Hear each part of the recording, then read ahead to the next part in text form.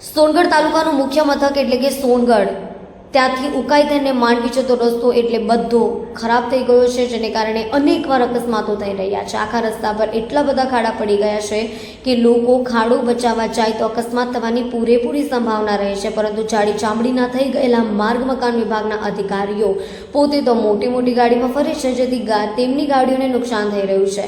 તેવા નાની ગાડી ધરાવતા કે પબ્લિક ટ્રાન્સપોર્ટમાં આવતા જતા લોકોની તકલીફો અને તેમની ગાડીઓને થતું નુકસાન તેમને નથી દેખાતું।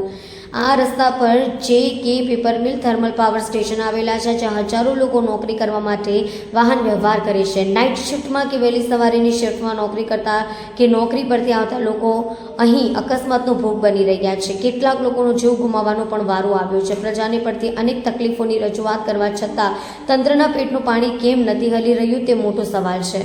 ત્યારે આ ખાડામાં પથ્થર નાખીને લાખો રૂપિયા બગાડનાર અધિકારી કોણ છે અને આ રોડ બનાવનાર એજન્સી કોણ, જે રોડનો નિભાવ નથી કરી રહી? આવા અનેક સવાલોના જવાબ લોકો માંગી રહ્યા છે। અને જો હવે આવનાર 7 દિવસમાં રસ્તો રિપેર નહીં થાય તો લોકો આંદોલન કરવાનું પણ મન બનાવી ચૂક્યા છે। ત્યારે તંત્ર આ દિશામાં શું કરે છે તે જોવું રહ્યું।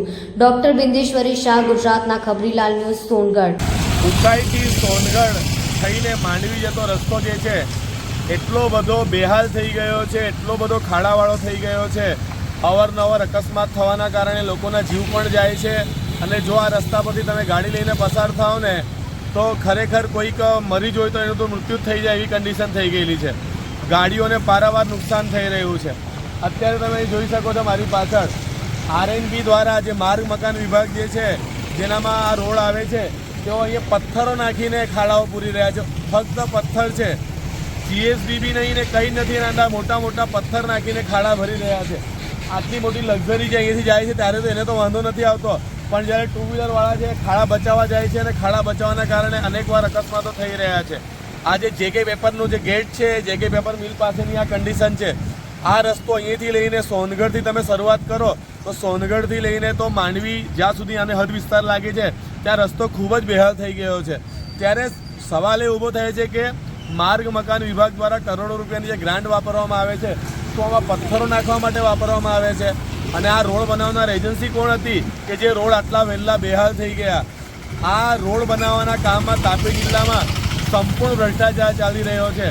ત્યારે આ અંગે ઉચ્ચ લેવલે તપાસ થાય અને તાત્કાલિક કાર્યવાહી થાય એવી લોકમાંગ ઉઠવા પામી છે। હું બિંદેશ્વરી શાહ, તાપી, સોનગઢ।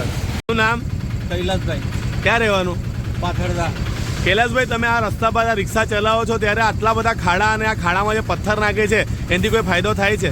નહીં, બહુ તકલીફ પડે છે સાહેબ, શું કરે હવે, પણ મજબૂરીથી ચલાવવા જ પડતું છે। તમારી ગાડીને નુકસાન થાય ખરું આના કારણે? નુકસાન તો થાય છે હવે, પણ હવે કરીએ શું, આખું કમર રહી જતું છે। કૈલાસભાઈ, કોઈ વાર તમને એવું લાગે કે ખાડા બચાવવા જતા કોઈ સાથે ઠોકાઈ જવાનો ડર લાગે ખરો? ડર તો હોય જ સાહેબ, પણ કરીએ શું હવે?